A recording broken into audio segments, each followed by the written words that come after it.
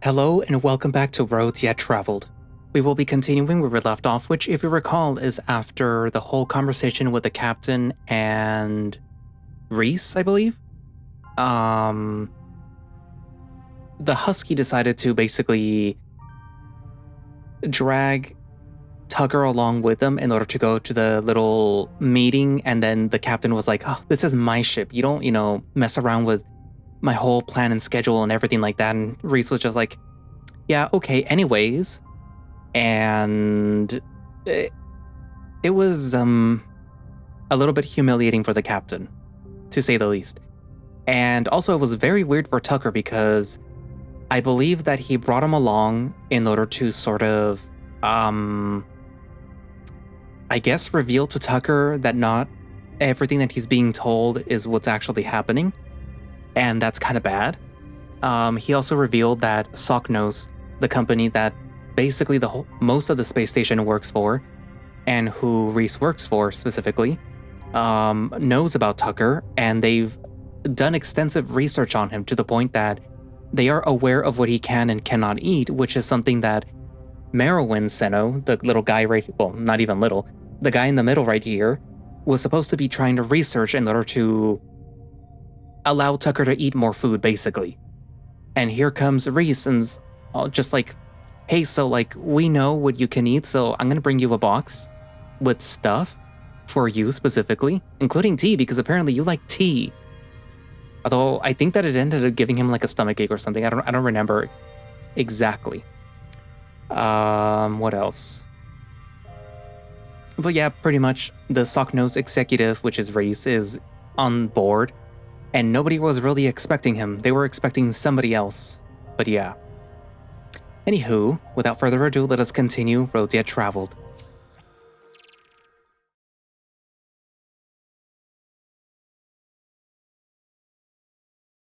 Oh. It's you. As time begins to move again, I find myself unable to do the same. Stuck in a fixed point, forced to stare onto whatever the fuck this thing is. The buzzing is still there, and by the void, the smell. It's enough to make a carcass jealous. Unmoving as it ever is, I almost wonder if it's mocking me at this point. Through a strange cough, I manage to eke out the death throes of my remaining wit. See you got your skin back. That's nice. Right.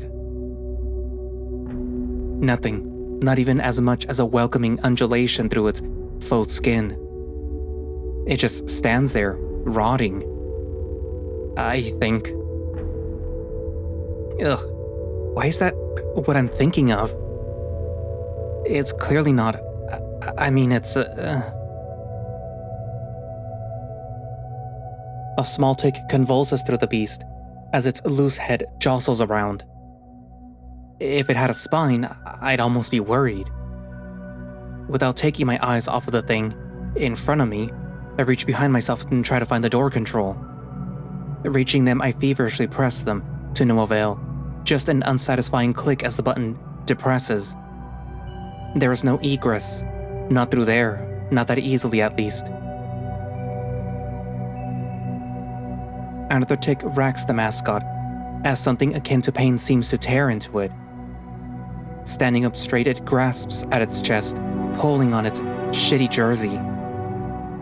I'm almost worried that it's going to tear itself apart again, but instead it simply slumps down and lets out something akin to a sigh. It's mechanical though, and wholly without life. Finding myself pressed against the door, I'm a bit unsure as to what to do.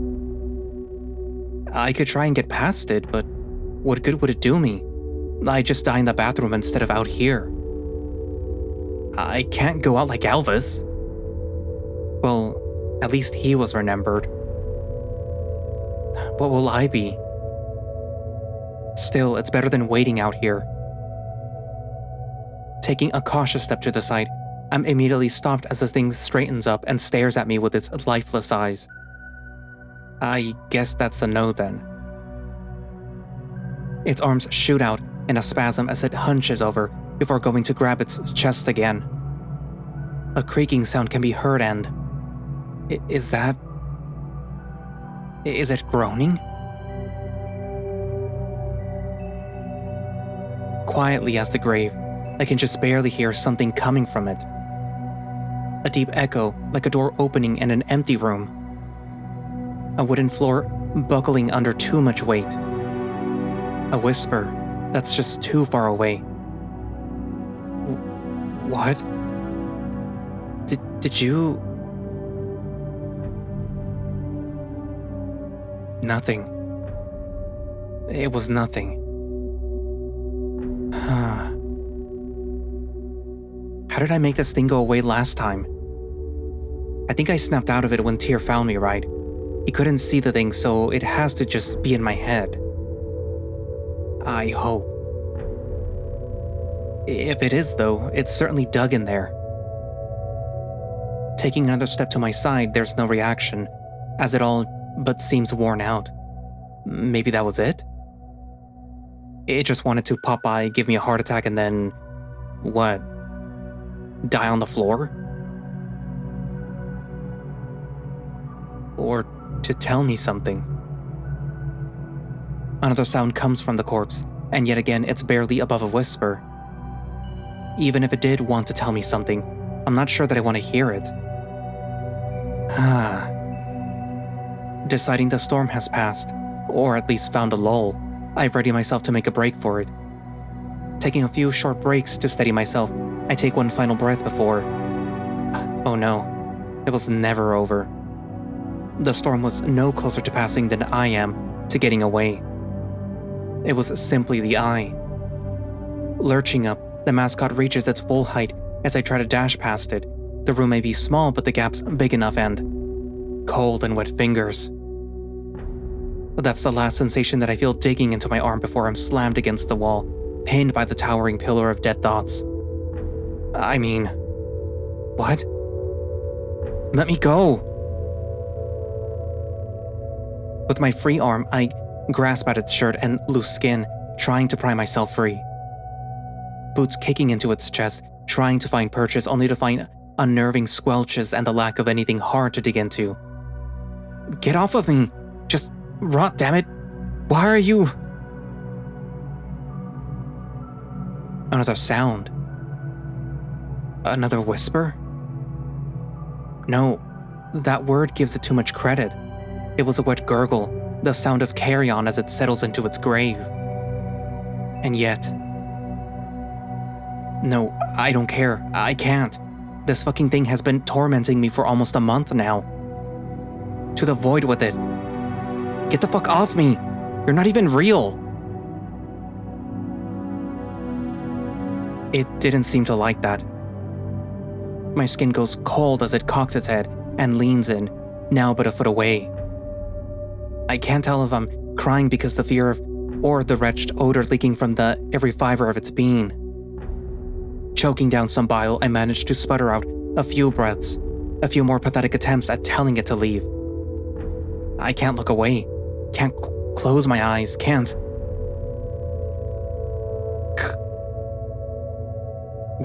What? What was that?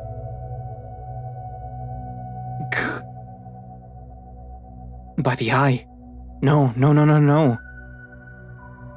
You're not real. You can't be. One last spasm cuts through the thing in front of me. Its paw digging deeper into my flesh as the other pins me further into the wall. Give. What do you want? What do you want? The beast slams its fist into the wall next to my head, missing by only an inch, before looming ever closer and... Give it back. What? Give it back. Give it back. Give it back. Give it back. Its fist slams into the wall again and again and again, punctuating every demand. Tighter still its grasp gets as the ragdoll writhes and contorts in front of me. Staring up at its head, is meaningless, as I notice only now the sound is coming not from its mouth, but its chest. Kicking and screaming, its insides seem to boil as something moves under its skin.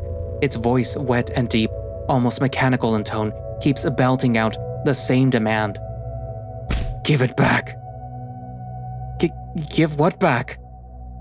I don't understand. Please, you're hurting me. Grasping at what little I can, my arm begins to go numb as its grip tightens. This thing is going to tear me apart. Please stop. Give it back. With one final demand, it rears back and readies a swing, one that I don't think it intends on missing. And yet, with only one arm, there isn't much that I can do but cover my face. Please, I don't know what you want. And scream. Ah! Bud? Are you okay? Eyes jam shut, I jolt up as a paw lands on my shoulder. Don't touch me, don't! As my eyes flash open, however, I see no mascot. No nightmare, just an empty room end. Rhoun?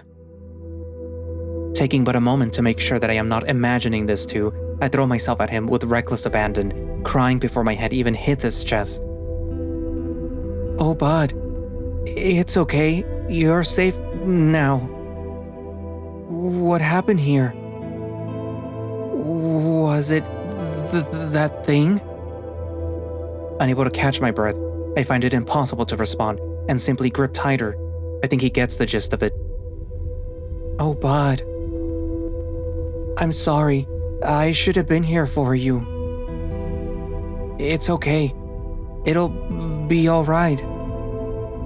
Warily, a mechanical paw lands on my back, one that I am not so inclined to remove this time. As he pulls me tight, I lean in further, still unable to vocalize anything but sobs. And that's how we stay, for a good few minutes at least, just standing in the threshold, crying. It's not how I would have wanted to spend my night, but then again. Digging my hands deeper into his jacket, I pull myself as close as possible, head pressed against his sternum. I let out a few last gasps as I slowly pry myself away. Thanks. What for? I don't know. Just thanks. I say as I go to wipe any remaining tears from my face. Of course, Bud. Still not letting go, his eyes wander about the room, looking for, well, I'm not sure what, but for something. The light of his arm is an impromptu flashlight as its light casts a pale blue across every surface in the room. I appreciate the effort, but it's a fool's errand at best. If Tyr couldn't see it when it was right on top of me, I doubt Rhoun will spot anything now. What happened here, though?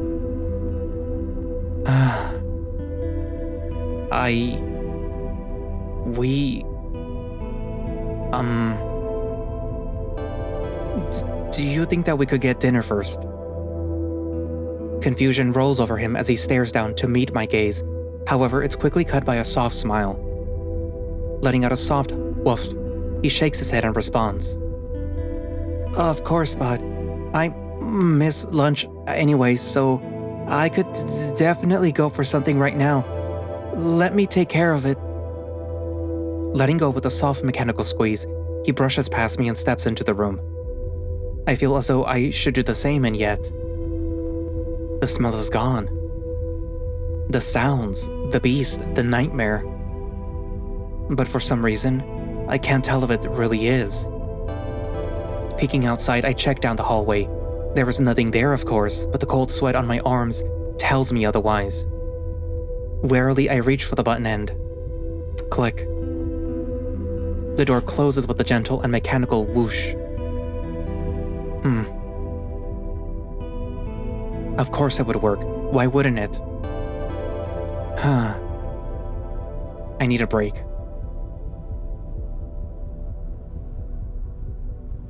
It doesn't take long for the food to get here, which is good, as I've been all but destitute in the interim.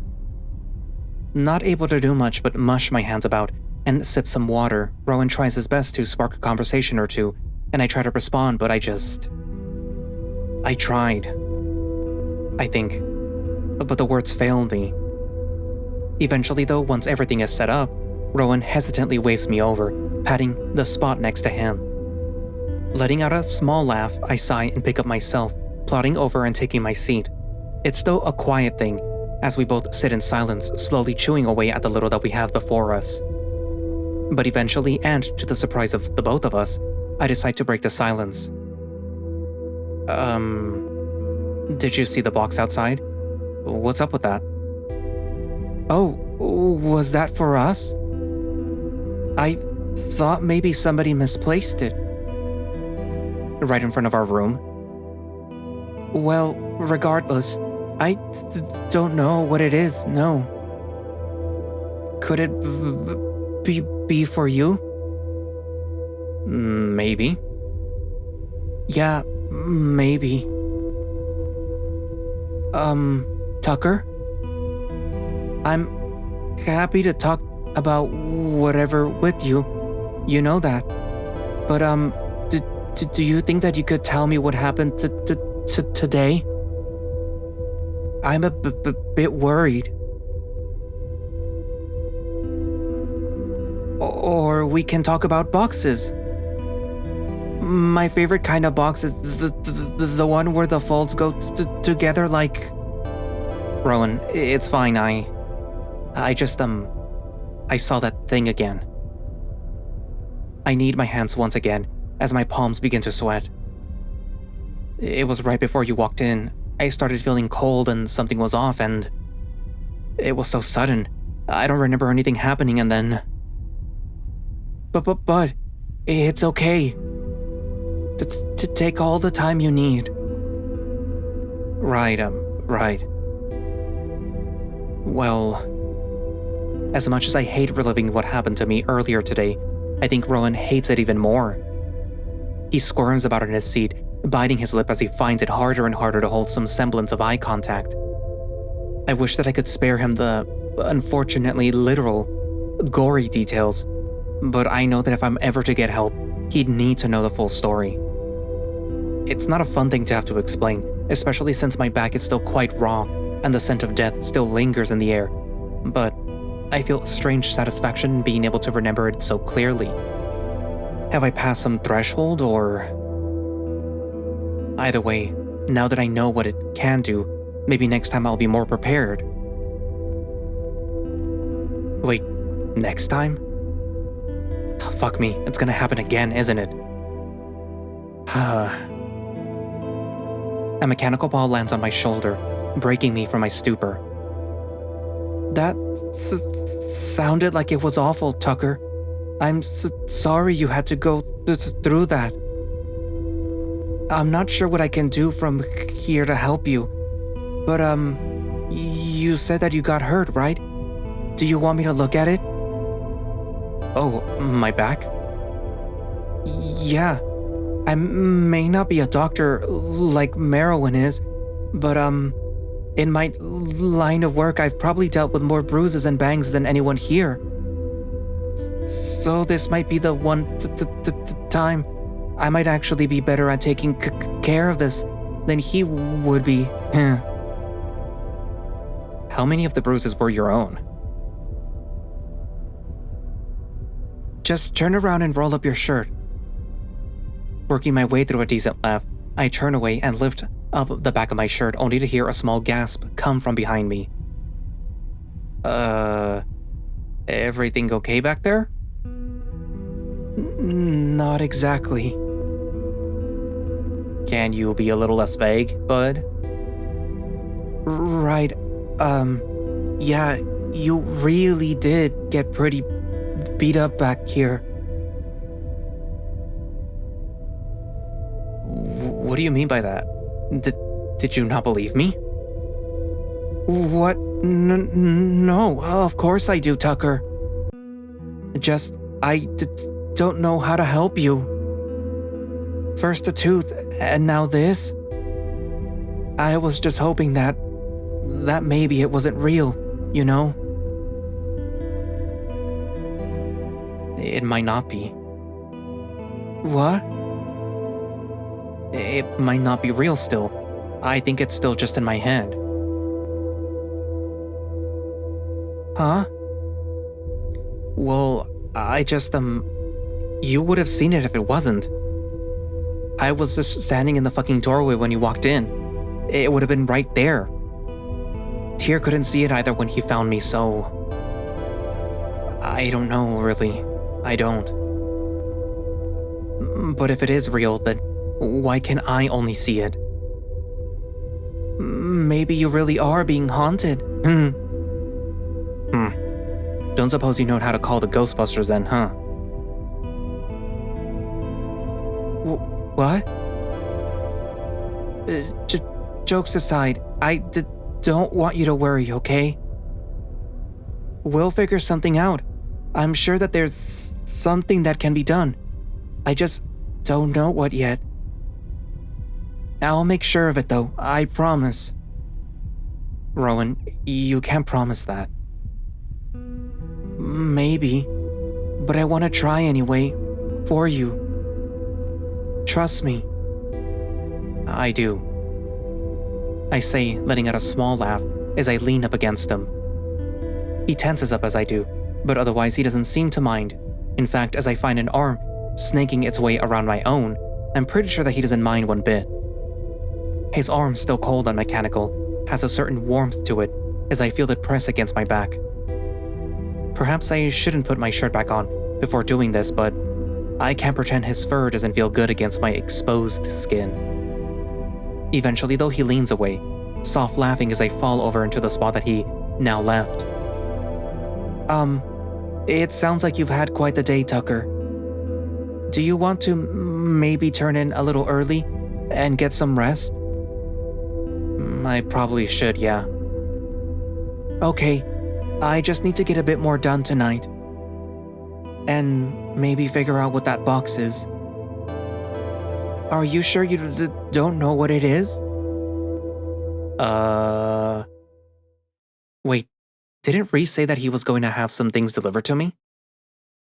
I didn't expect anything to arrive so soon, though. Tucker? Oh, I mean, maybe? If it's not for you, then it's probably for me. I mean, practically everyone knows where I live at this point, right? His expression, more confused now than ever, remains as he trots outside and grabs the box, easily lifting it and placing it in the center of the room. Fuck, I really hope Rhys didn't leave me a nice little note or something like that. That seems like something that he'd do. I mean, it could be something else, but at this point with how my luck's been going, cautiously he inspects the box before grabbing a pair of scissors and carefully, by Rhoun standards, cuts the top off. Fortunately, it doesn't seem like there's a note sitting at the top or anything that obvious. Slowly dolling out its contents, he stops as he gets to a certain parcel as his eyes go wide. Looking to see what he grabbed, it seems to be some kind of brightly colored package with depictions of cartooned Karain and what I assume are fruit? What in the... By the fucking filament! Are these jumbles? Tearing into the bag, he grabs some smaller individually wrapped items before ripping those open as well and throwing them directly into his maw. What do you got there, bud? Through a full mouth and a lapping tongue, he manages to respond. Oh, candy. I haven't had these since I was a pup. Void, they're still so good. In a half-stupor, he hands me the bag for me to inspect. Avoiding the tear, I roll it about, only to feel the smaller pieces jumble about inside. Maybe this package was for me. But, I don't remember ordering anything or asking anyone to get me anything either. So, then if this was for you, why is it all food? Maybe there's someone that I can message about this? At this point, I'm actually hoping that there is a note at the bottom, just so that I can have the taste of whatever this stuff is. As we continue taking things out of the box, however, Rhoun starts to get even more confused as it is indeed pretty much all food. There are some more various sweets which Rhoun practically had to stop himself from tearing into. Some jams, a box of tea. Well, if it wasn't obvious what this was before, it is now. There are a few other things as well. A few new shirts that seem a tad too big and some Socknose branded merchandise. But the bulk of it is food by far. Long since unpacked, Rhoun has just been stuck waiting to hear back from someone, an annoying dial tone playing as he sits and mumbles to himself. I feel bad for leading him on like this, I really don't know how to tell him. For better or for worse, there was no note included with the box, so at least if he's going to find out anything about Rhys, it'll be through me. Still, seeing how stressed out he's getting, I feel like I should tell him at this point. Somehow. Rhoun, say this box was for me. What do you think I should try first? His ears fall to the side as he turns to me, confusion without recognition the only thing plastered on his face. Don't you think that you should wait for Director Merowyn to look over some of this for you? Last time I checked, he was still working on that. I can message him after I'm done with this. Maybe that was the wrong approach. As Rhoun goes back to furiously typing something on his monitor, I pull out my own and hastily start typing out a message. Hey, Rhys? There is barely a pause before a response rolls in. Yes, Comet? I think that I got the package that you sent me. Oh, wonderful. Have you tried anything yet? I hope that it's to your liking. If anything stands out to you, please let me know. I'd be happy to get you more. That's surprisingly thoughtful of him. Although at this point, I'm really not sure if there's anything more to him than what I've seen already. Still. That's very kind, thank you. But you didn't happen to get like a doctor's note or anything before leaving Heron, did you? Something saying that I could eat all this without, dying? Oh, would that have been wise? Maybe. It's just a bit hard to convince my roommate that eating any of this stuff won't kill me, is all. Ah, I see. Would you like me to come and explain it myself? I practically jump out of the bed as I see his message responding with the fastest, no. I can type. Listen, it's fine. I can figure that part out. I mostly just wanted to see if this was the package that you were telling me about. Most likely. It has 3 boxes of tea in it, Rhys. Ah, then yes, it is. Do we even have a kettle here? Well, thank you for the gift. It's too kind, really. Of course, Comet. Please, if I can help you with anything else, let me know, alright? Yeah, alright. Oh, before you go, where are you staying anyways? I know that you've got access to the boardroom for meetings and such, but you're not sleeping in there too, are you? No, of course not. I was giving a rune for my stay here. I tell you exactly where it is, but, well, it's a bit embarrassing to say, but I'm a bit lost myself. I'll let you know as soon as I can figure it out myself, though. Alright, Comet? Yeah, sure. Have a good night, Rhys. As to you. Closing my monitor, I let out a small sigh as I noticed Rhoun is still checking something on his monitor while idly messing with one of his ears. For some reason, I was really hoping that messaging Rhys would, clear something up and make this easier, but no. I've still got no idea how to go about this. It wouldn't be such a big deal if I hadn't agreed that staying out of Rhys's way would be a good idea. Maybe I could ask the captain and see what she thinks. Actually, I'm a tad too tired to be called a pussy right now. I'll just figure it out myself. Hey, Rhoun. Yeah? Can you come over here for a tick? Just a bit.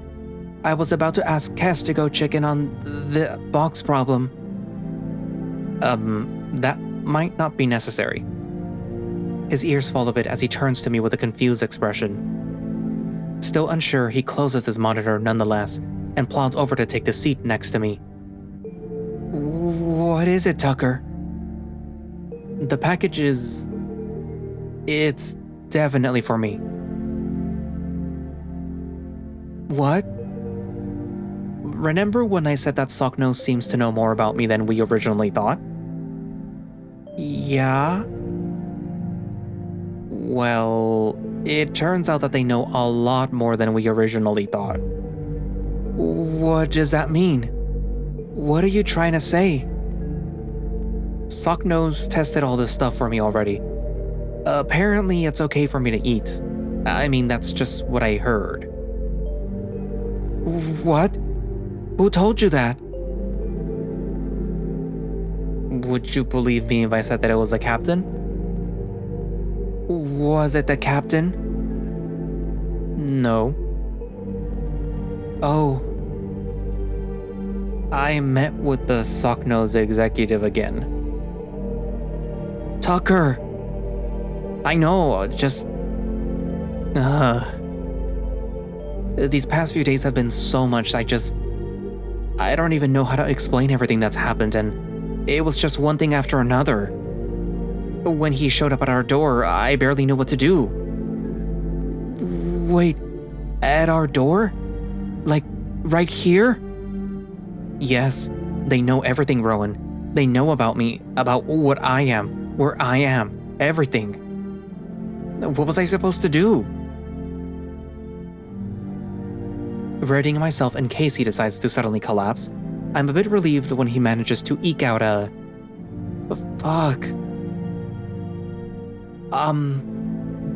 Do you think that we should tell someone? Maybe the captain? What? Oh. She knows, doesn't she? Yeah. Completely deflated, he just flops forwards, head between his legs as he sways slowly back and forth.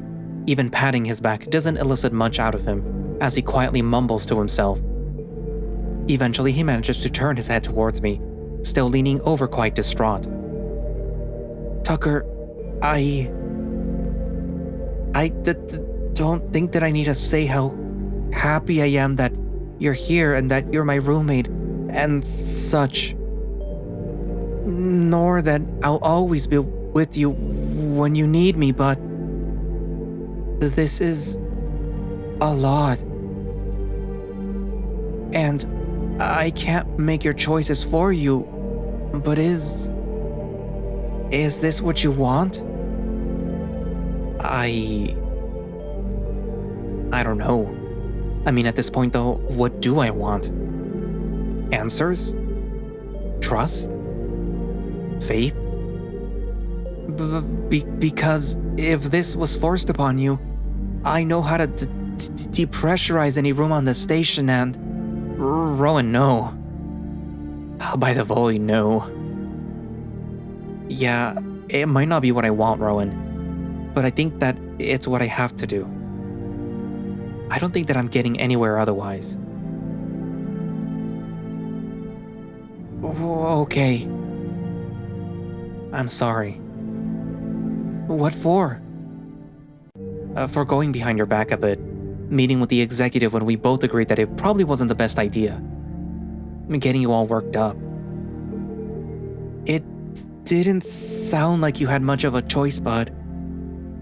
But I appreciate the sentiment.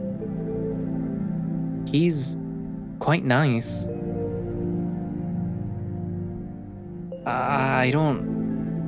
I want to trust him, Rhoun. I don't know what else to do anymore. I need to believe that there are other people here who can care about me without some unknown end goal. It can't just be you and the others. No, I understand. You can't only be friends with me, my crew, and your other guardians. I don't think that, you have to branch out eventually. So I understand.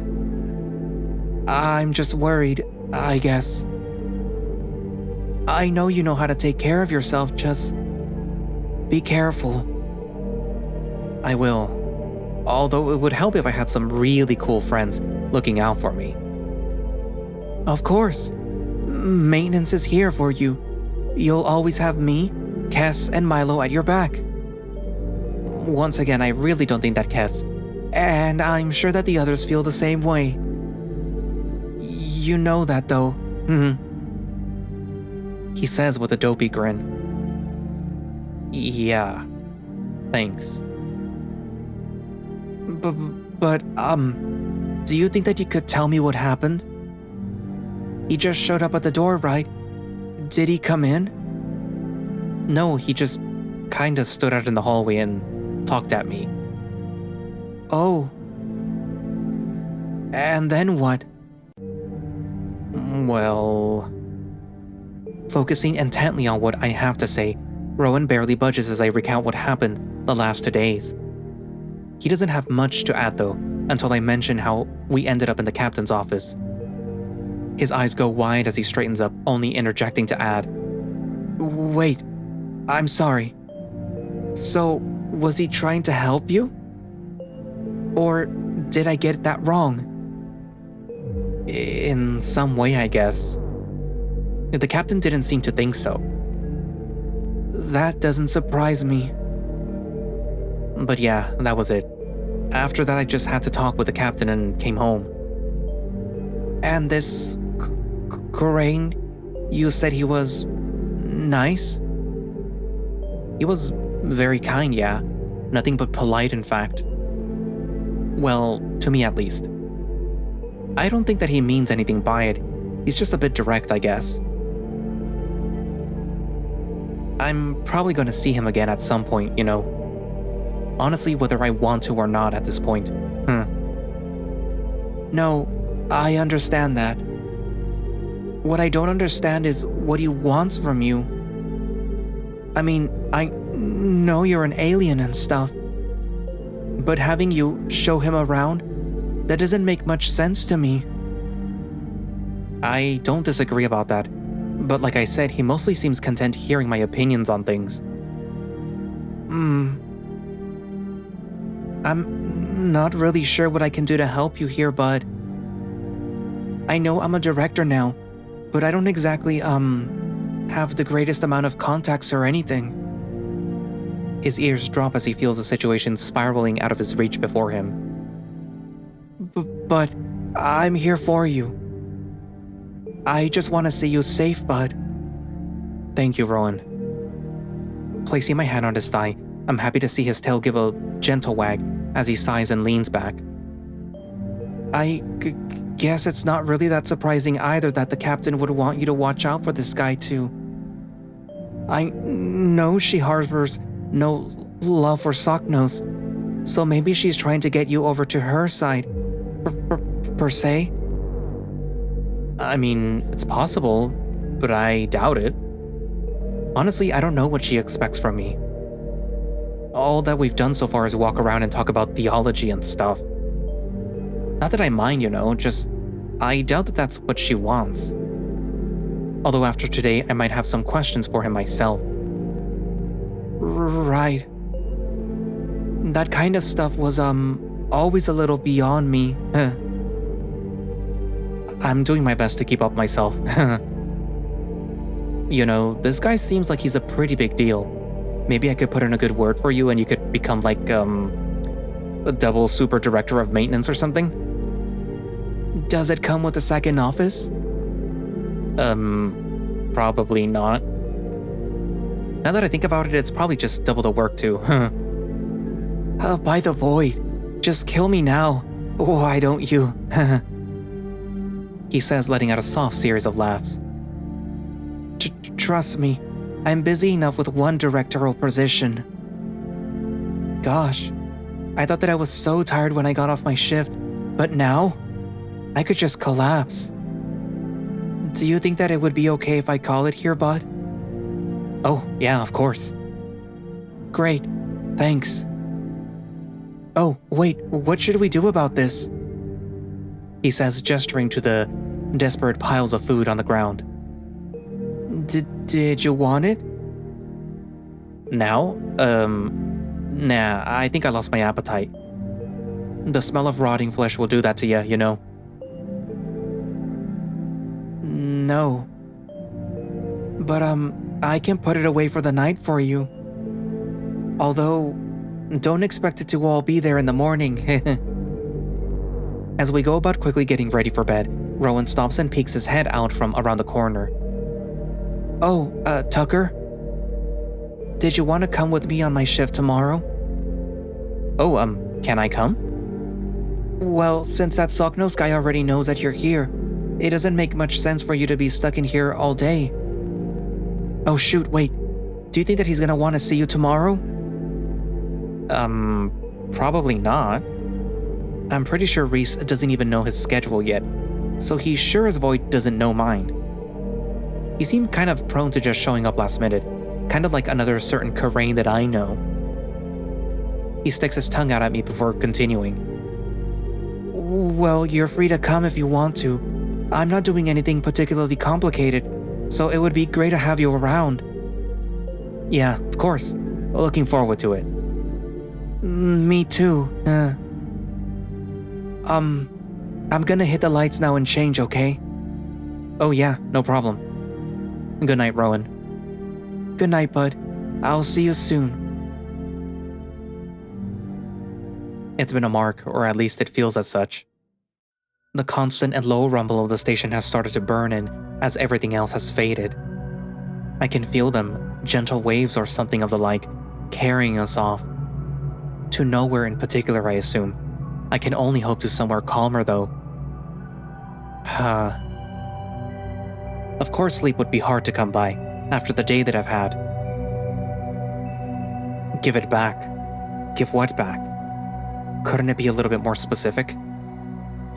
Fuck me, if things weren't cryptic enough already. As bad as this meeting was with that thing, I can't imagine the next one will be any kinder. At least, the ringing has stopped. At least the pain is gone. At least. At least.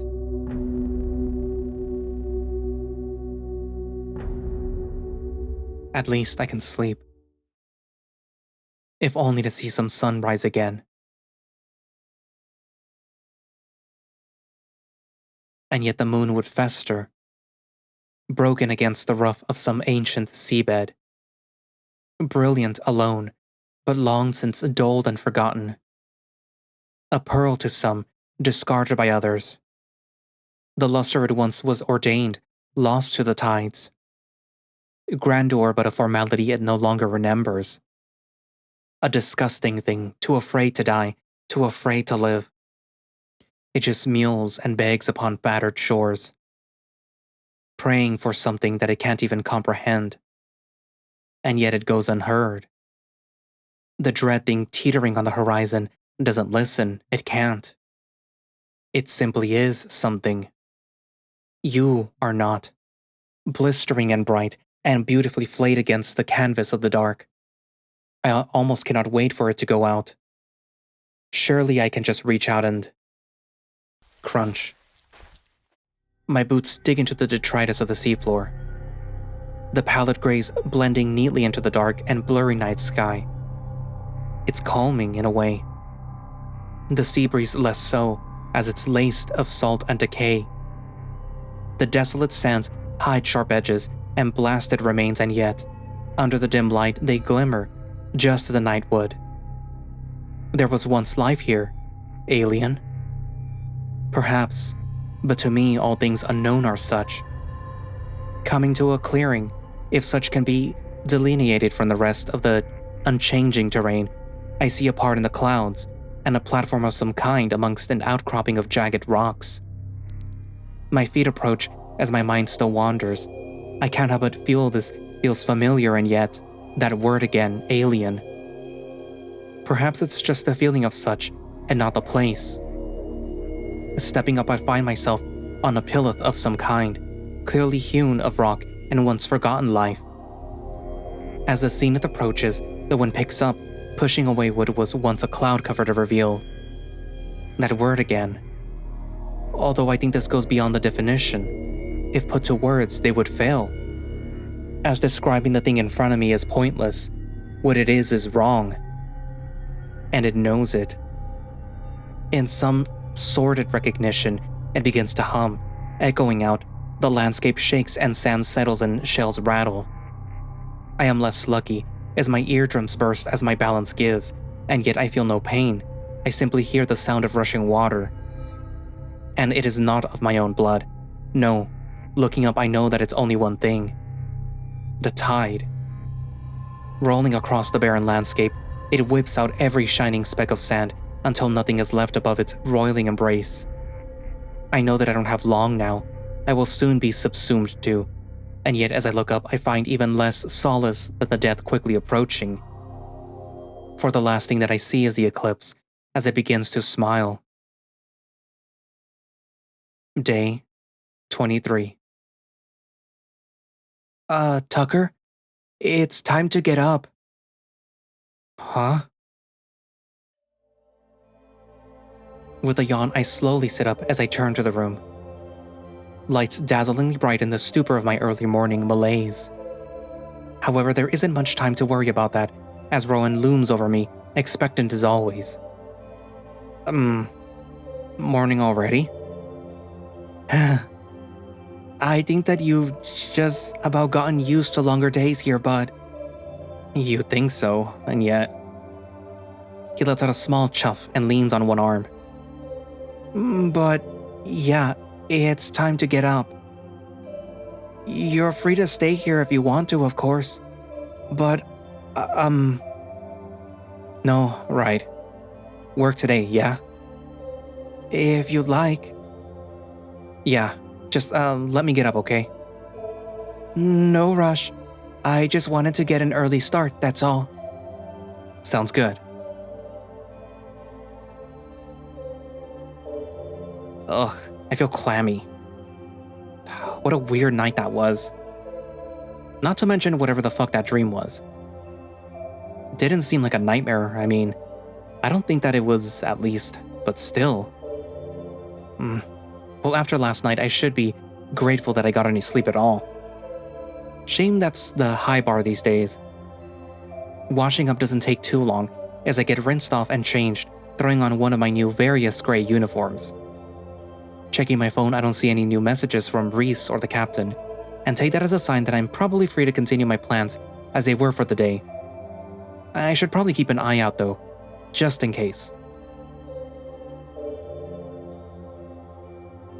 Stepping into the room, I look up from my phone only to notice Rhoun quickly turning away, hiding something behind his back. You good, bud?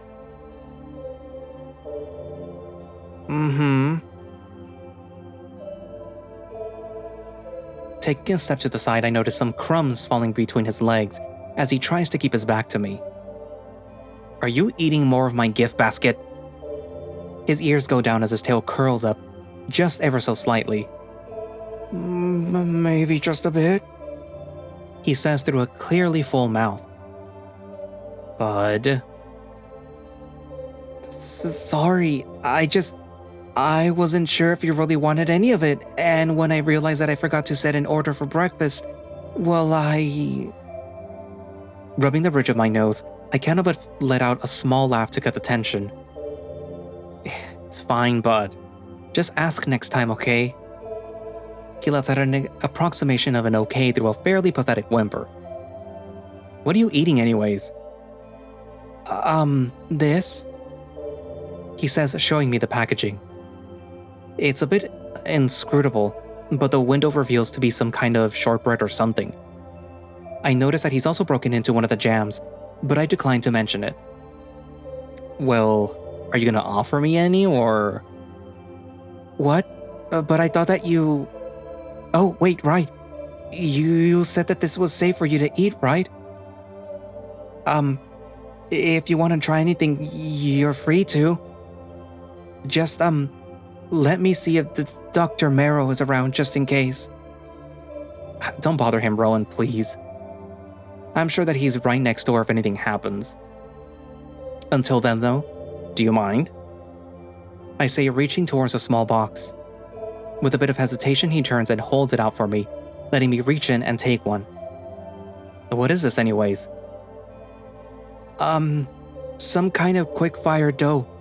It's from Urium, or at least that's what it says on the package. Is it good? It's alright. Much better with this, he says, offering me my own stolen jam. I simply smile and raise an eyebrow as he realizes his fault. Looking the thing over, it's not particularly large by Korean standards, but maybe that's intentional. It seems like maybe it's more of a cracker than anything. Taking a bite, it's surprisingly brittle, as part of it flakes off and falls to the floor. I guess that explains all the crumbs that he was making. The taste, however, isn't bad. It's kind of just a hard pita bread. I certainly understand why Rhoun would want to add something to it. Well? Oh, it's good, yeah. Bit simple, but it seems like a nice snack.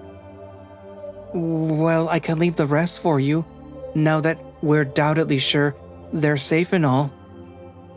Ah, yes. That's what you were doing, right? My little poison tester. He lets out a huff and rolls his eyes, his toe lolling behind him. So, what's on the docket anyways? Broken lights. Simple if you don't mind ladders. Not my favorite thing. Well, I don't, so it's fine. You can carry the bulbs. Sounds good. But, is that all you're doing today, or...? What do you mean? Well, like, after work, you think that we can maybe do something a bit more fun? I feel like I was supposed to do something tonight. But in case I don't, what would you want to do? I don't know, we could just walk around.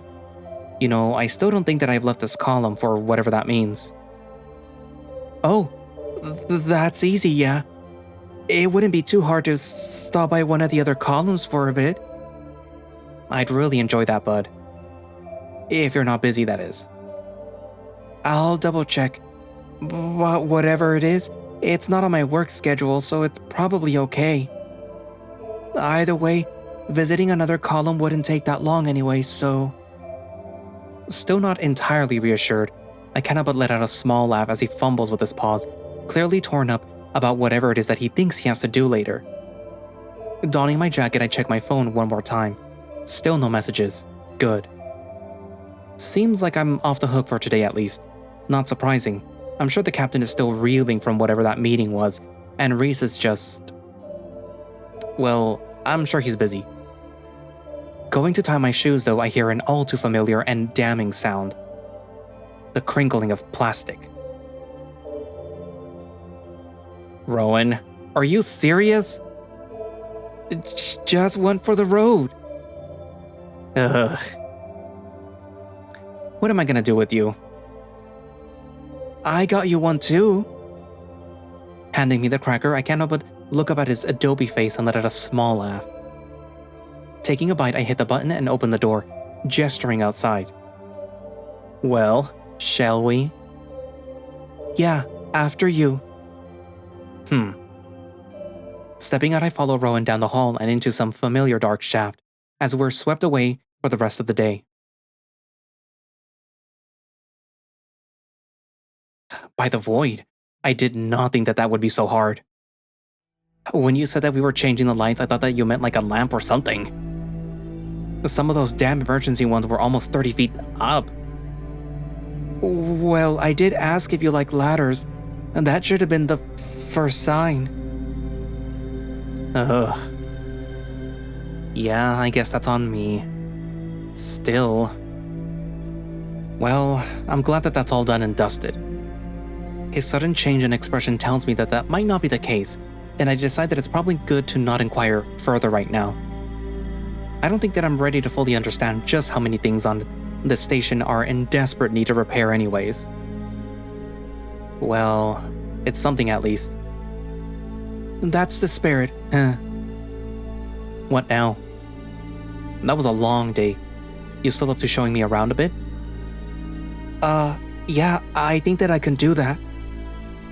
Do you mind if we stop at the room though?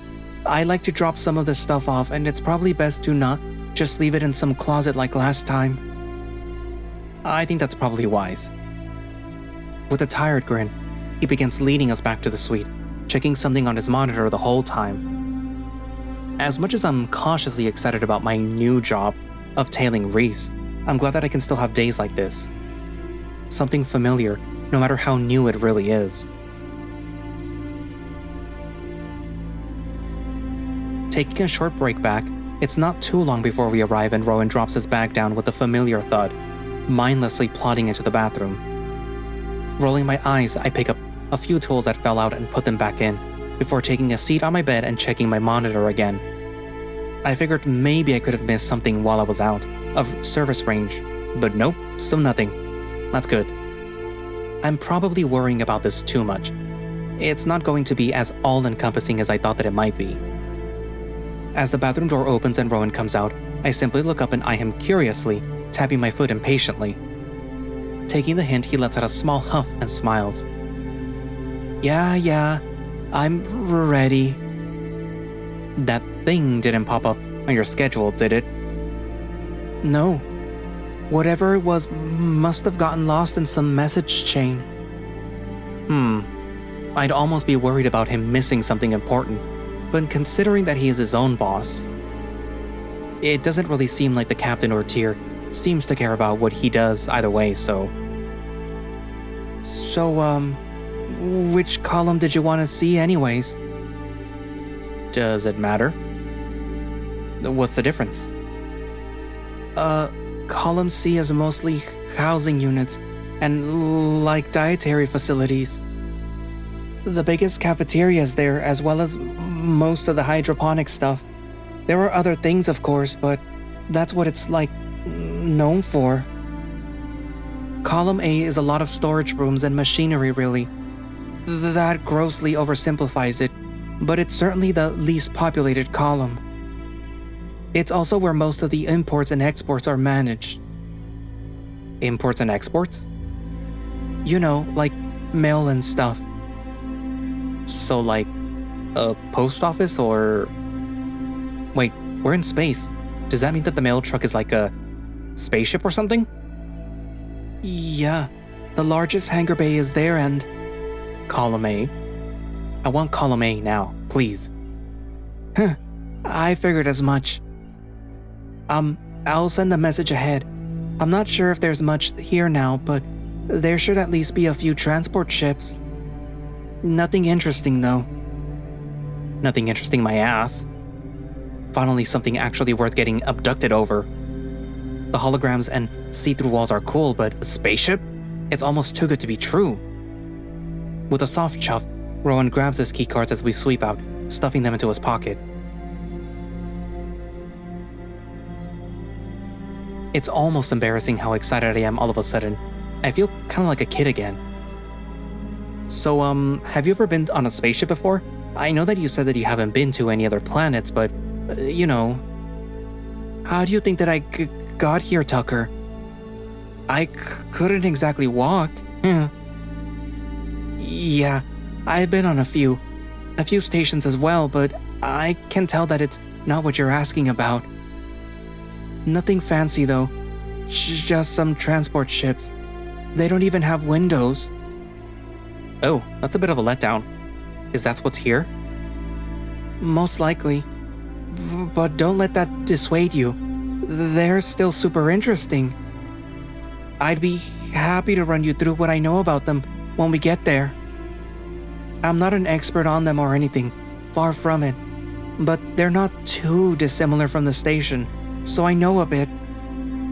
I cannot but laugh at his little outburst, as he seems all too eager to try and cheer me up. A spaceship is a spaceship, Rhoun. I'm sure that it'll be amazing no matter how mundane it might seem. Yeah. You know, if you wanted, we could also always... Where the fuck do you think you're going? Stopping in our tracks, we both whirl around only to reveal... Cass? What are you doing here? How did you get into the executive wing? Are you serious, Captain?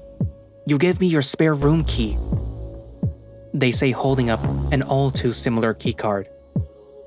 Oh, right. But that doesn't explain why you're here. I repeat myself. Are you serious, Captain? What? It's fucking board game night. We've been planning this for almost a month. Fuck. Don't tell me that you forgot again. I thought that I had it in my schedule. I don't know what happened to the reminder. Ugh.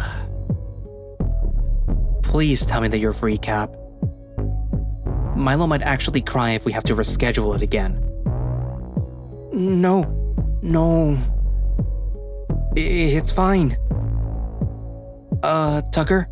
Is it okay if we don't go out tonight? I think that I messed up a bit here. Yeah, just a bit. It's fine with me though, but... Thanks. Okay, yeah, we're free. You know, we might actually have enough players to properly play now. What do you... You can't be serious. They say, haphazardly gesturing towards me. What do you mean?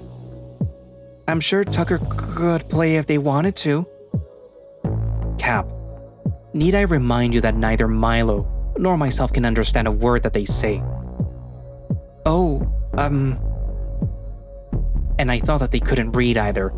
How are they supposed to learn the rules? It's not exactly the easiest game out there. Well, Why don't we stick to our normal teams, and they can watch or something? I mean, it's not like... Hey guys, I made it! Gleefully jogging around the corner, a portly hyena approaches our wayward group. Are you ready, Cap? We're gonna get you this time for sure. What'd I miss? It seems that we've encountered a snag in our plans. Again. Huh? I'm free to play tonight, but I'm worried about Tucker. I don't want him to be bored, but I'm not sure if he'll understand the rules or really be able to contribute much. Well, if you must, I guess you could keep him on your team and... I'll play with Tucker. My what? What? We always play on the same team. What do you mean? Well, I don't know. I thought that we'd mix things up, that's all. The only reason that we always play on the same team is because we can't be captain anyway, so... And you think that you'd have better odds with... them? I mean, I don't know. Fine, sure. Did you bring the game this time, or do we need to make a quick escape back to column C? Again. I got it. That was one time. You know, maybe we could... Walking towards a room, they continue their banter.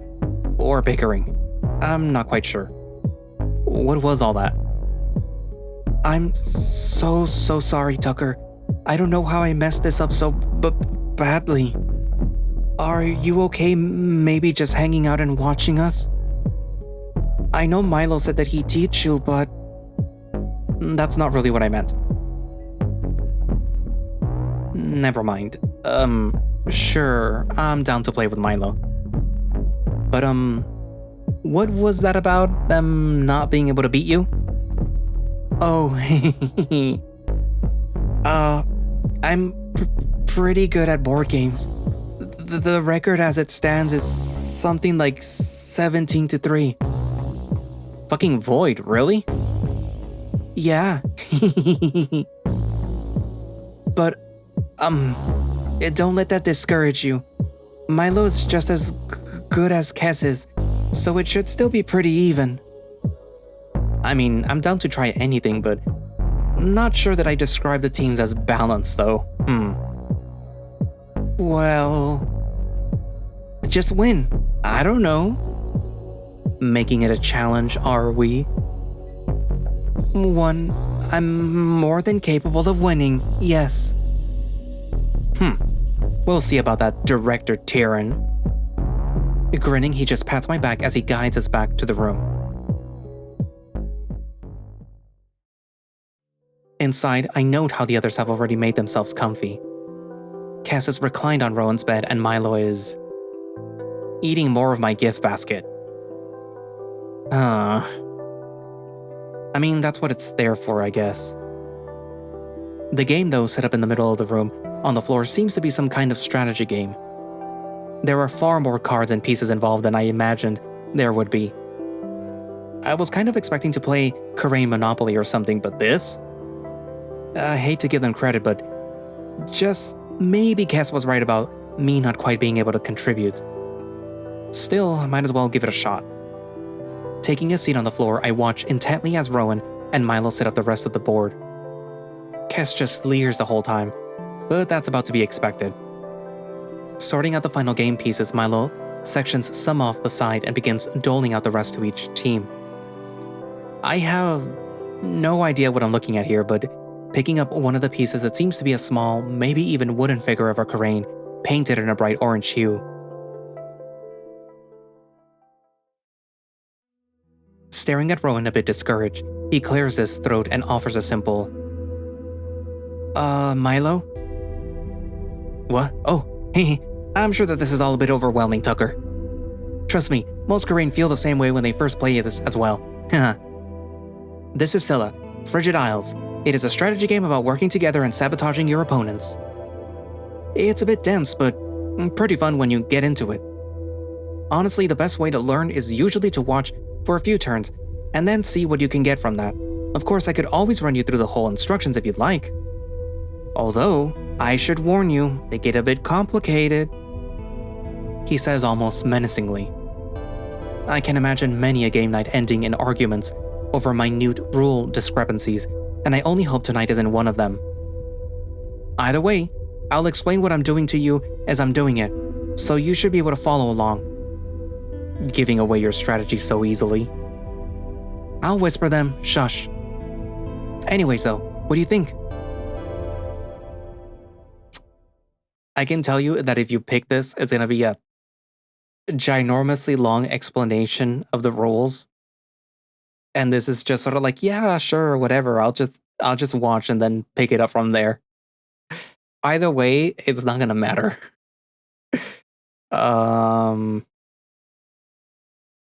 Yeah, let's just have him tell you the rules. As much as I trust Milo to be able to teach me on the fly, I don't see how knowing the full rules could hurt either, so... Giving 2 solid taps against the bed, he laughs as the understanding comes through. Yeah, of course. Let me just grab this and I can read it to you. Really?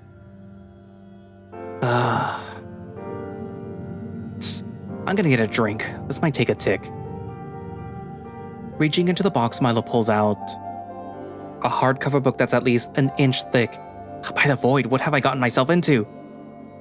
Okay, so here is a bit more in-depth overview. As a team, we have to work together to try and escape an island that's about to get encompassed by the Ishkavavit. That's like a really bad winter anyways. While you're trying to escape, the other team is trying to do the same, but while trying to also stop us. You must work together with your team to reach the scenario goal within a set number of rounds. Often this requires building items or exploring specific locations, stuff like that. It's a combination of rolling dice and drawing cards to use selectively, as well as managing your resources. So it has a lot of factors that add up fast. You must cooperate to overcome the obstacles. You only win as a team. If you do not manage to reach the scenario goal within the time limit, or if all of your characters die, your team loses the game. Okay, game rounds. A game round comprises 6... Oh god.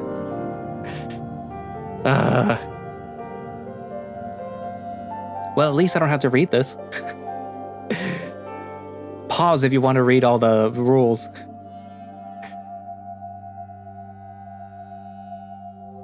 Oh, Milo. Oh, Tucker, what have I put us through?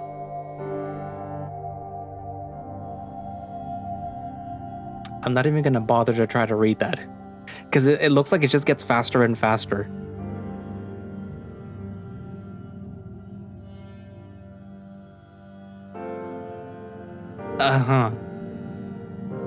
Most events effect. Oh god, it just keeps going. Literally, the other option has literally just like a few sentences. Okay.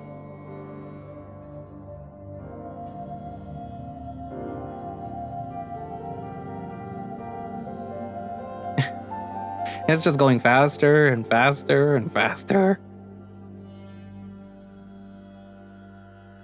Uh-huh.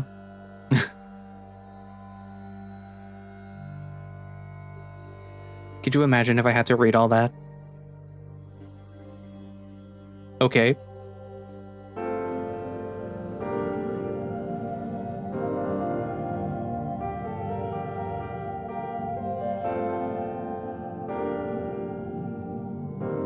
Just keeps going. Just keeps going and going and going.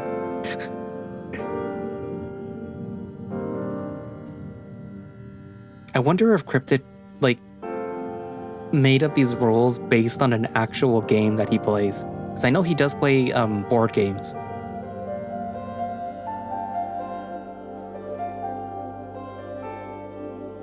It just keeps going.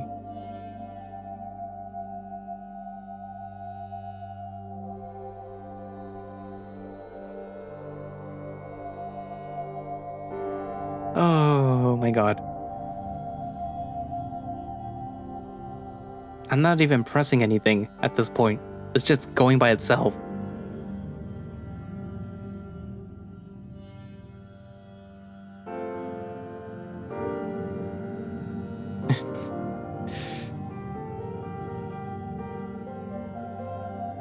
Oh, now it's slowing down.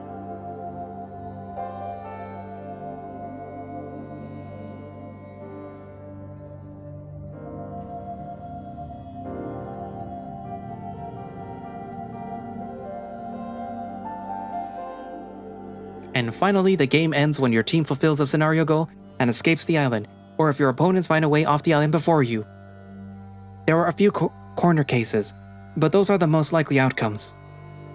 Phew. It always feels good to go over the rules like that. There's a whole glossary and appendix with examples that we skipped, but I'm happy to go over them some other time if you wanted. So do you understand everything? Think you are ready? Even less than before. Great, let's get started. Should we roll for who goes first? Sure. Rhoun agrees casually, picking up some oddly shaped dice. What is that? 12 sides? Throwing 2, he grimaces as the sides stop rolling. Well, I'm going last. Probably for the best. We've got to get a good start going somehow. Picking up the dice, Cass and Milo do the same, to varying levels of elation. It seems as though Cass is first, followed by Milo with Rhoun trailing behind. As Milo hands me the dice, I take a moment to look them over. I'm pretty sure that I can understand the numbers, at least up until it gets to 10 or 11. At that point though, it's just a process of elimination. And oh how cute, it looks like the 12 has been replaced by a small stylized engraving of the eye. Or at least a symbol that they love using for it. Does that make this game religious? Is this like a metaphor for something? If I saw a cross on a die, I would probably... Sorry. Gently encouraged by Rhoun, I shake the dice a few times before throwing them and... Snake eyes. Ha! Oh, sorry, bud. Glad that I'm not going last, though. Yeah, good choice, Mai. Real glad that I'm not on your team right now. Hey, going last is fine. It lets you plan ahead plenty. Sure, I'll remind you of that when there's no wood left and you're freezing to death. Well, shut up and roll, Della. With a snicker, Cass picks up the dice and lazily rolls them into the dice tray. And by tray, I mean that top of the game box. They ponder what to do for a bit before moving their token to the beach and drawing some cards. They seem fairly excited to have drawn a good card, as they seem to have gathered some bloatfish, for whatever that means. Reaching into one of the many bags, they grab some small plastic tokens as Milo has already begun his turn. Damn, at this rate, not only am I going to be left behind, I'm going to get trampled. Turning to Milo with a bit of torn expression, he notices me only to stop and accidentally drop his dice into the box. Ah, shit! That's not what I wanted! I didn't mean to roll there. Can I try again? You know the rules, Mai. If it's in the box, it's final. Yeah, it's a dumb rule. Right though. Sorry, Tucker. For the beginning rounds, you just want to really try and gather whatever resources you can. I'll try and get some wood. You can go pick up any of those fun tokens that you want, and we'll move you to the right place. They're all good at this point, so don't worry, just roll better than I did. A bit deflated, he moves his piece into some dense forest-looking part of the map and draws 2 cards. I don't think that they're what he wanted to see. 2 traps? Already? At this rate, we won't even need to do anything to beat you. That's rough, Milo. But at least next turn you'll get an extra roll. Yeah. Tucker, it's all on you. Please! We can't lose this already! He says in a mock desperation as he grabs onto my jacket, shaking me gently. I mean, I'll do my best. I say with a non-committal shrug. As Milo hands the dice off to Rhoun, though, he takes them before cupping his mouth, mumbling something under his breath. His expression grows distant as he gazes over the board, tapping his paw gently on his lap. The others seem to be used to this as well, as they casually chat about something behind me. Seriously? It's the first turn. How complicated of a play could it be? After a few more moments, though, he rolls a dice, moving his piece to some flat part of the island. And with a single short breath, he announces, Plains. Pass. That was it? All of that thinking for that?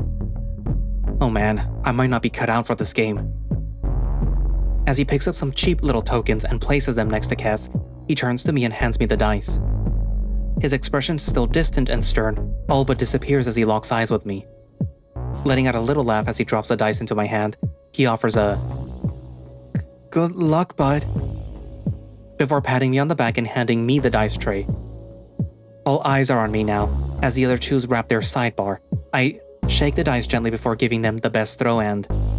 Oh, that seems not bad. Oh, 23. That's pretty good. Did you decide where you want to go? Looking over the board one last time, I move my little piece towards the center, what appears to be a mountain of some kind. Nodding, Milo moves my piece and draws 3 cards, leaning in next to me to show them to me. So, I think that we should pick this one for now. It will give us some good starting materials and set up for later. Although, if you want to risk exploring more, you could do that too on your next turn. I mean, that sounds fun. Not sure how much stock I put into the strategy part of the strategy game without really understanding it. Might as well try and have some fun with it. Giving him 2 taps on the leg, his expression widens before a determined smirk appears on his muzzle.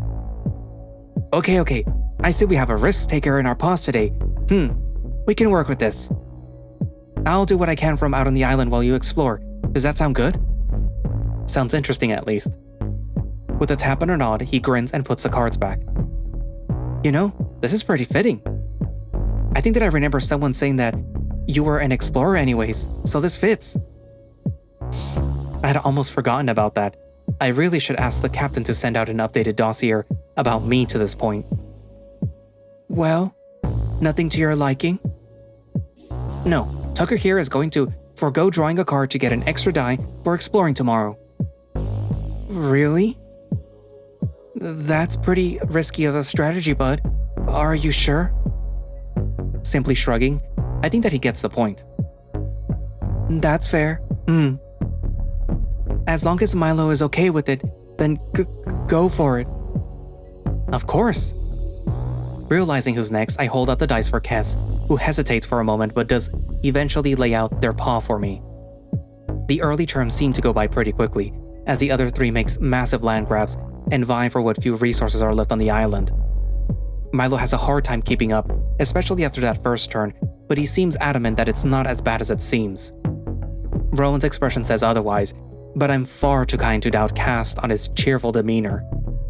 I, on the other hand, haven't accomplished shit. From what I figured out so far, it seems like I'm digging for treasure of some kind, and if I find it, it could easily turn the tides of our favor, but I'm not feeling so confident about that. I see now why Rhoun tried to dissuade me from this path. The odds seem pretty stacked against me. Failing another roll and running low on resources, I hand the dice back to Kes and nudge Rhoun, who was once again hyper-focused on something on the board. So, why this game, bud? What do you mean? It seems like you guys play this game a lot. Why? Do you play other ones, or... Are you not enjoying it? You don't have to play if you don't want. No, I'm just curious. It's kind of just what we had on hand, really. It costs a lot to get things imported here, so we rarely pick up new ones. Milo actually brought this one from home. Is it a Raishian game? No, not really. I think he just had a copy. It was actually one of the reasons that we started talking to each other. He lost some of the pieces in a floor vent, and I had to go get them for him. He was still new at the time and didn't have access to the tools himself. But yeah, I asked him about it, and then one day he asked if I wanted to play with him. I won that match too, by the way. You're still on that? I rolled 3 failures in a row during the winter phase. What was I supposed to do? Prepare better. But yeah. And then what about Kes? I noticed her brow perk slightly as I say their name. Oh, they were just around, I guess. What does that mean? Well, I don't know. They were just working here and we met one day, that's all.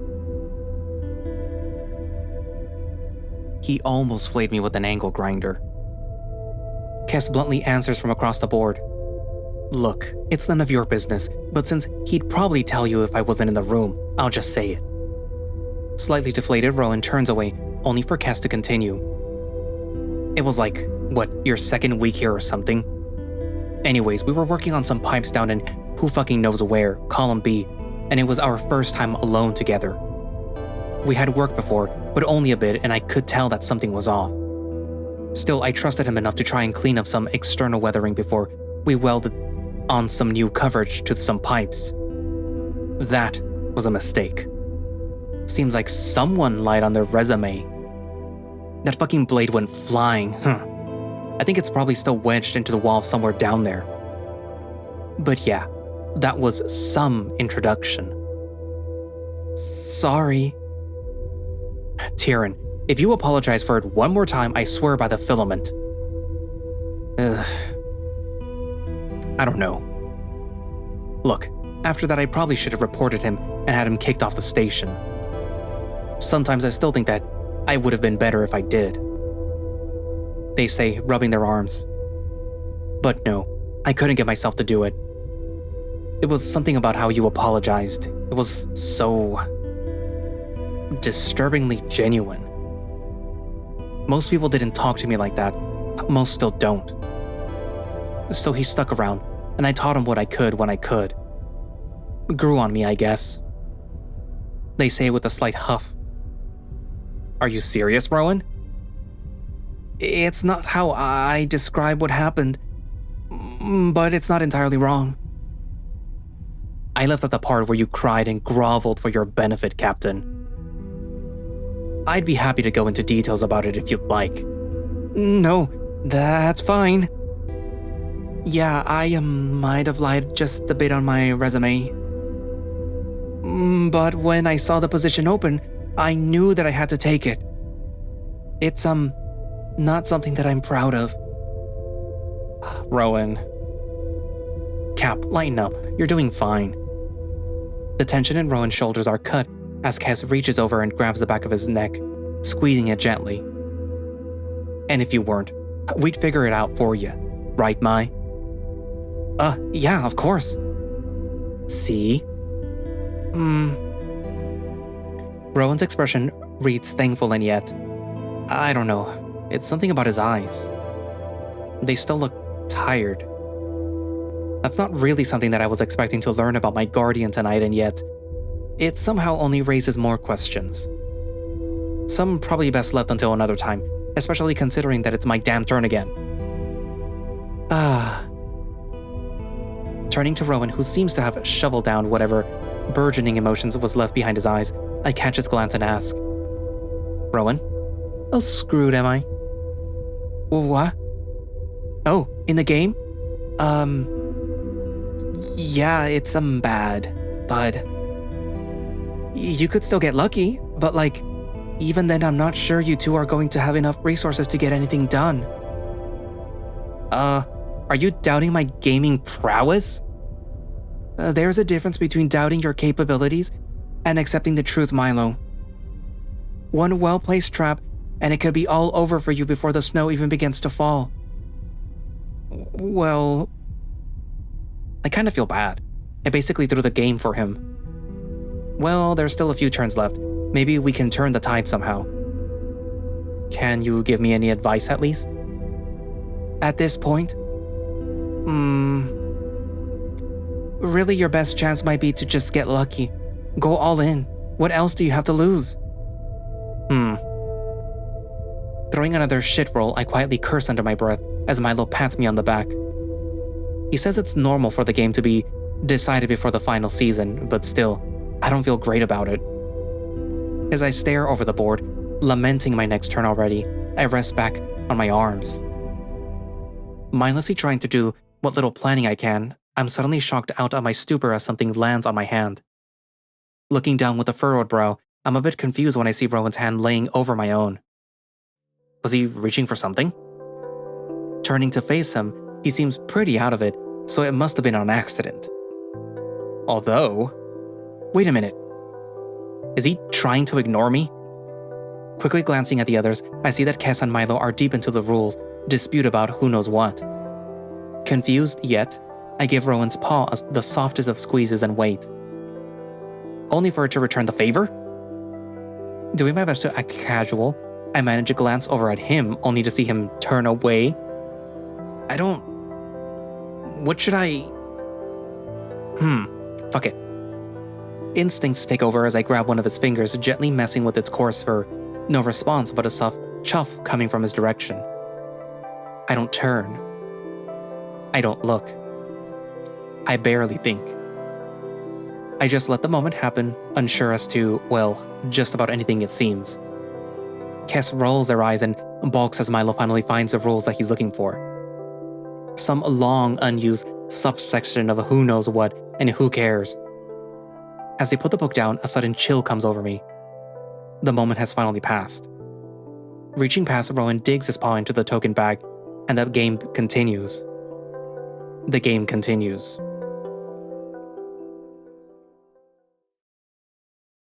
Unsurprisingly, it turns out that I don't exactly understand how Karain seasons work, as apparently there's some kind of Autumn 2 after the first one. It's shorter apparently, maybe more of a regional thing even, but I'll have to ask about it sometime. Either way, it puts more and more pressure on our already dwindling supplies. Okay, now, it's looking grim, bud. But, maybe you could... honestly, if it were a normal game, I might just concede here, huh? Just play it out. It's Tucker's first game. I'm not admitting defeat. I'm just preparing to. Getting a chuckle out of the room, the turn cleans up as the dice go around the table and finds their way to me. With a quick glance to Milo for support, he gives me a shaky smile and I throw the dice. They clatter against the empty box, taking far too long to land, and yet, when they do... Finally!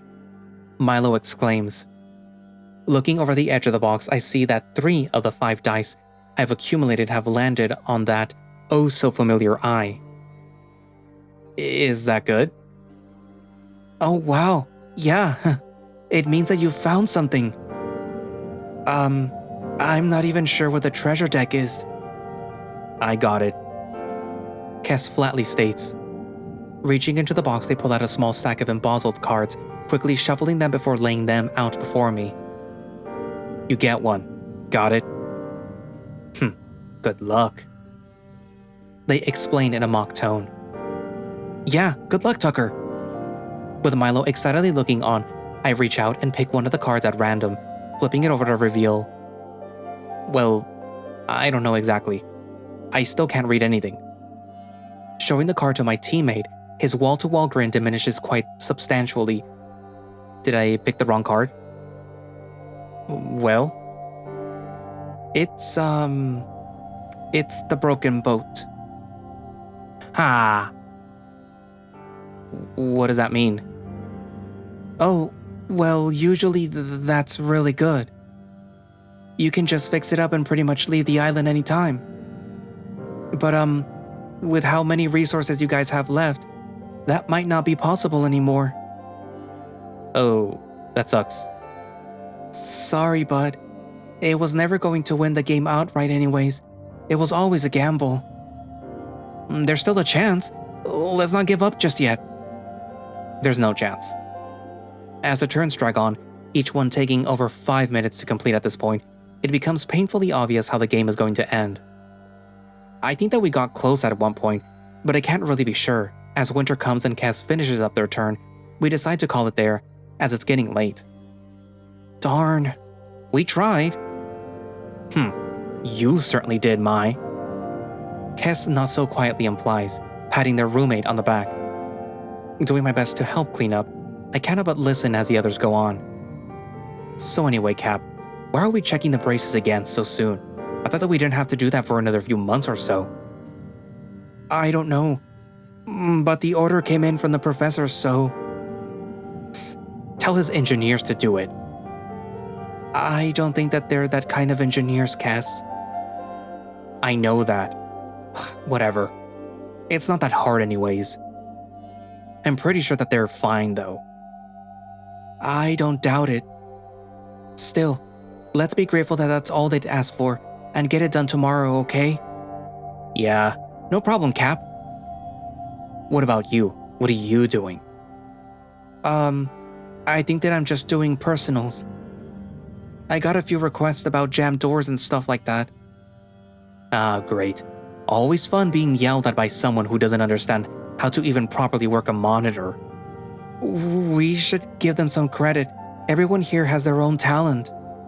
Sometimes it feels like jamming doors is their talent, but I'm sure they're trying their best. Ugh, you give them too much credit.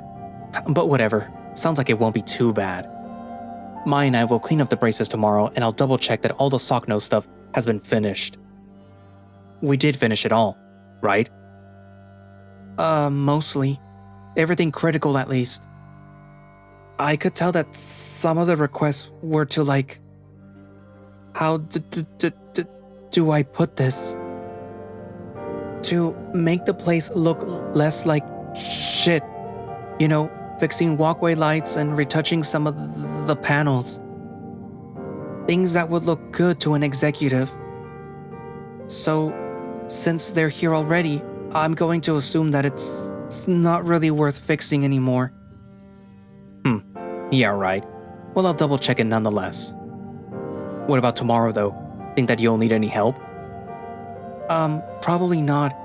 And if I do, I can just ask Tucker to help. I meant like real help. But sure. Well, just let me know.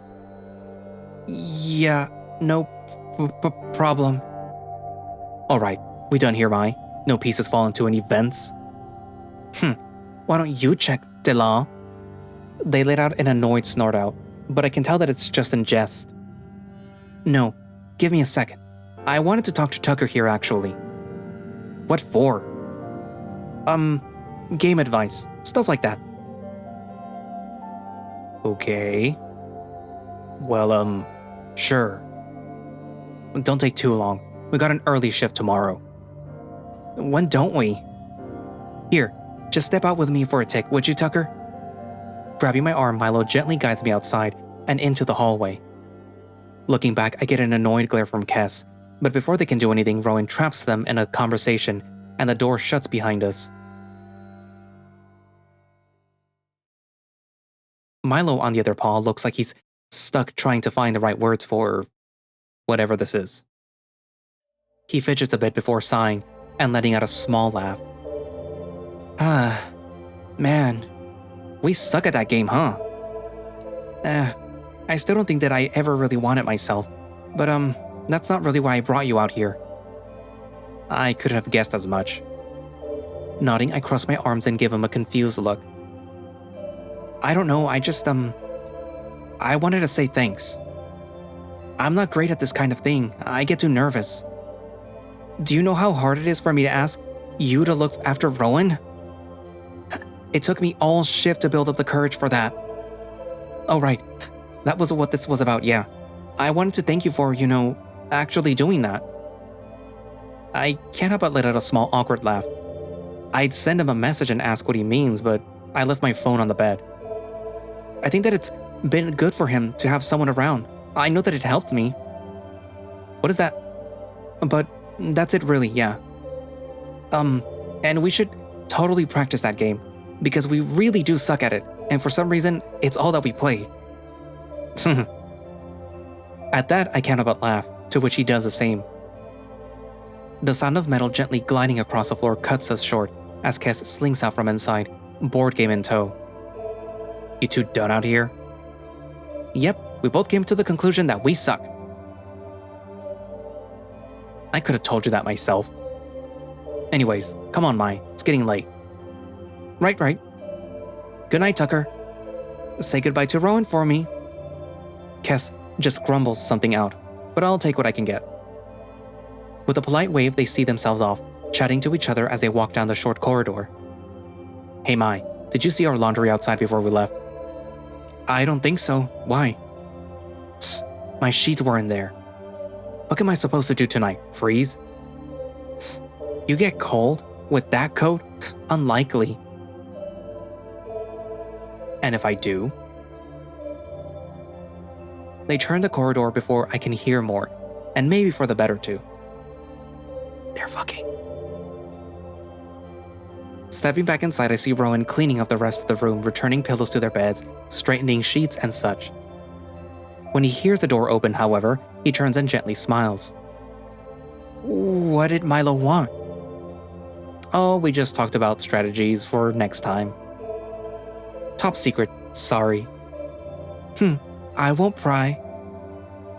How are you feeling? Was that too much? Sorry, it kinda superseded our other plans so abruptly. Oh nah, don't worry, I'm alright. It was fun. It's always nice to see friends, Yeah. Friends.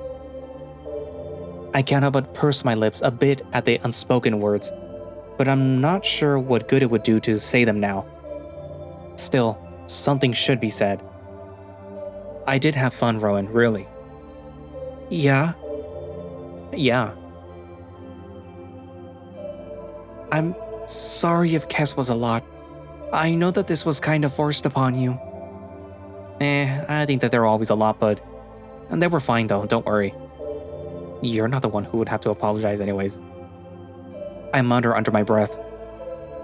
Whether he picks up on it or not, he lets out a small sigh before fluffing up a pillow and gently throwing it at me. Catching it, I dump it on my bed and lay back, letting him finish his work. So, we gotta get up early tomorrow too? A bit, yeah. Not as bad as usual though. I am a bit tired of, early mornings right now. Can't disagree there. How long do you think this Sockno stuff is gonna go on anyways? We didn't talk about it much until the end there, but I was curious. Well, for us or for them? As far as I care, we should be done in a week or so, unless they break something. So actually, now that I think about it, I'd rather not think about it. No problem. I'm fine with whatever pops up. You know that. Are you? He bluntly and somehow gently asks. And I can't answer. Well, you know. I can't exactly. I'm doing my best, bud. I'm sorry. I didn't mean it like that. I know you didn't. I just... Plopping back in my bed, I hear a soft trot as Rhoun walks over and looms above me, blocking the light. I don't even know what I could want anymore, bud. A new job? Clothes, food, communication? Fuck, it seems like Socknose is ironing that out as we speak. And even if I still wanted to get out of here, what would I do? You don't want to get out of here? He says, taking a seat beside my head. I don't know. I didn't mean it like that. It's just like, even if I do leave someday, where would I go? I can't exactly go home. I mean, unless Tyr can work miracles. Again. And what? I don't suppose your place back in New Sela would be big enough for a roommate, would it? Back home? No. So you get it. He fusses with my hair a bit before turning away and letting out a small sigh. I think that this station is no place for people who don't want to be anywhere else. Who would rather be nowhere. I don't know where I'm going with this. Sorry. I just mean to say that you're in good company. Turning my head to him, I raise an eyebrow. Well, good enough. Yeah, you are good company, bud. Ugh, now you're just being silly, he says, shaking his head. What would you do if you could? If you could do anything right now, what would it be? I think that's the problem. I don't know. I guess go home, but like... Thinking back to those texts, a shiver shoots down my spine. If home is even there anymore.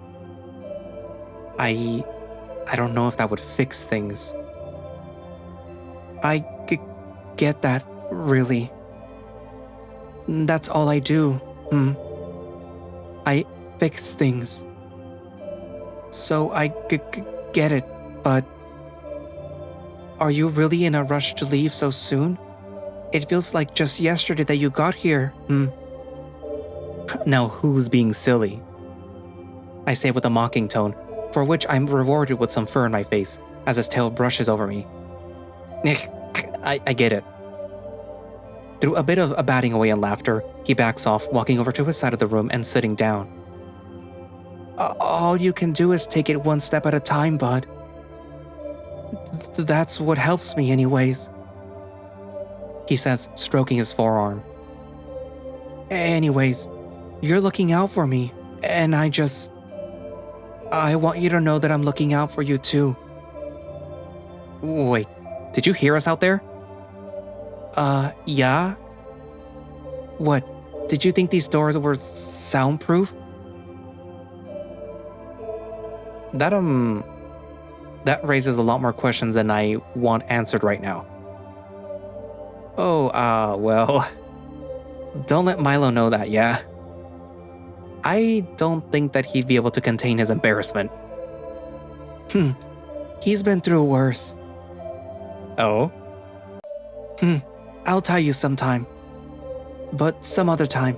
It's getting late and, well... No, I get it. But, bud, I meant what I said. I'm up for anything, yeah?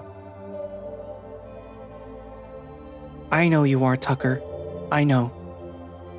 It looks like he wants to say something else, but he simply lets out a soft huff and gets up, letting himself into the bathroom.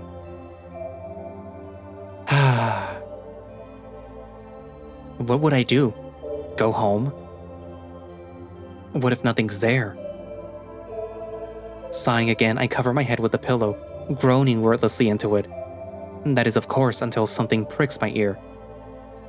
The sound of plastic slowly crinkling. Rhoun? Again? Are you fucking serious? By the filament.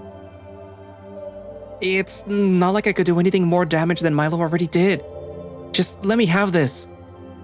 Ugh, stupid fucking dog. I cannot but mutter under my breath, barely containing a laugh. As the lights go out though, and murder of my precious gift basket comes to a close, the room is once again painted in an oh-so-soft blue. It's usually a pretty good way to tell if he's awake or not, by the intensity of that glow. But tonight, I've had no such luck in guessing. There is a certain chill in the air too. Perhaps we just forgot to turn down the AC once Cass and Milo left. But who knows, it could be a myriad of different things. What it is though is fucking annoying. It's already hard enough to sleep here, but now this? Covering myself as best as I can, I cannot but still feel some kind of draft. I know that I don't have to get up that early tomorrow, but, like, what am I supposed to do? Freeze? Mindlessly, almost robotically, my head turns to the bed across from me. And so carefully, so quietly that I can't even hear it myself, I whisper, "And what if I do?" Day 24. Monotony. Something that I thought almost lost seems to have found its way back into my life. Day 25. The days have sloshed away as I go about helping my guardian with this and that. It's not like it's boring or anything, just slow, I guess. Is this just how things are now? Well, no use worrying about it now. I should probably get up and do something today. Although what? I am unsure. Day 26. That's actually where I'm going to leave it for today. So, I decided to record all the Rhoun parts first, because there is still one more part that's coming up. And that is the most pressing and important part that's going to come up first. Or right now, I mean, whatever. As with all the other Guardians, you get to spend a nice day with your Guardian along with the other people. So for Merowyn, it would have been, I believe, what's his face? The little short guy that's into Merowyn. And then for Maruk, you would obviously spend some time with the other security people. I think, because I actually haven't read that part yet. I haven't read it for myself yet. But yeah, so you get to spend some time with your Guardian and some time with their friends, at least for Rhoun. And it was nice despite the fact that that Kess is kind of a butthead still. But is it me, or does it at least seem that even though he's being a butthead, he's still, it's lessening a little? Like he's like, okay, fine, this guy's here. I'll just be cordial. And that might be the first step to him being okay with Tucker being there. And maybe you caught a little bit of a glimpse of perhaps Milo and Kess, you know.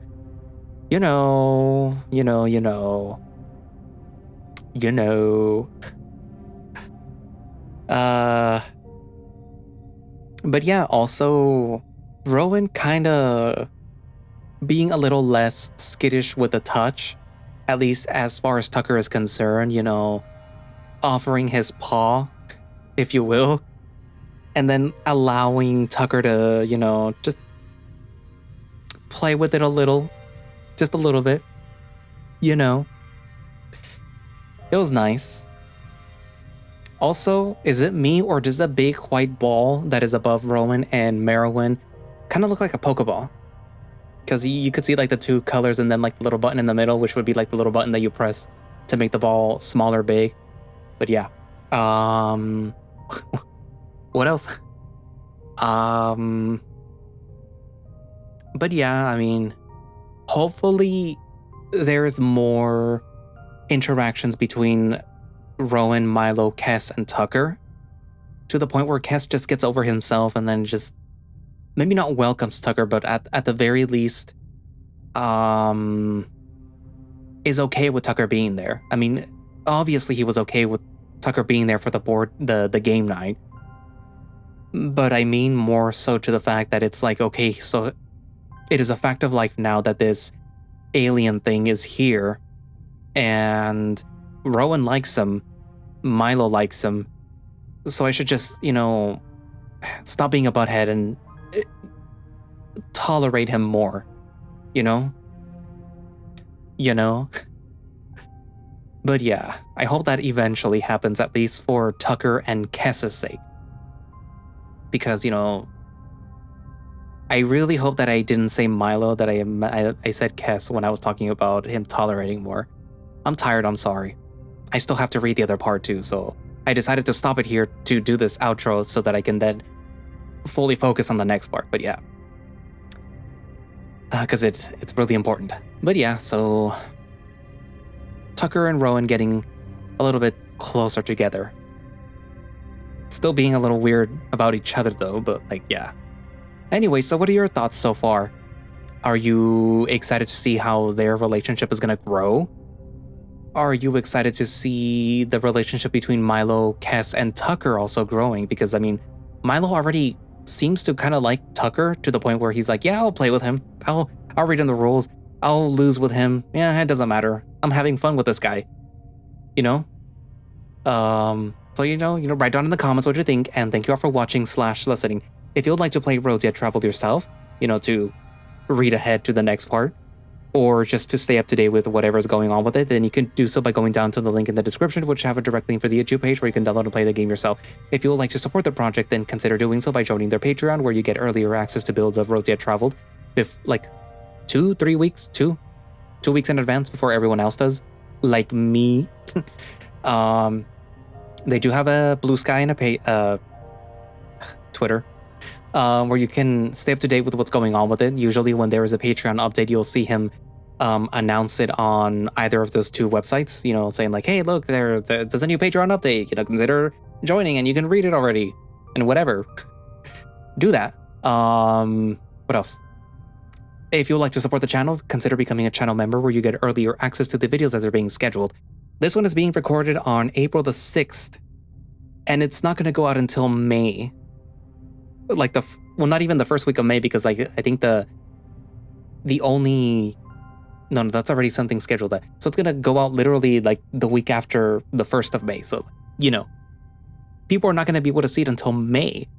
But you channel subscribers will be able to see it now. Channel members, I mean, not subscribers. The channel subscribers will have to wait until May. But yeah, it is greatly appreciated. And basically by the time that this comes out, it'll be the month of my birthday, so yay. You get Roads Yet Traveled for the month of my birthday, yay. Anyways, but yeah, so, consider becoming a channel member, support me, support the channel, money me, you video early.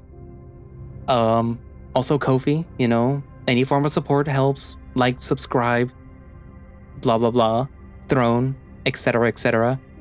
See you next part. Bye-bye.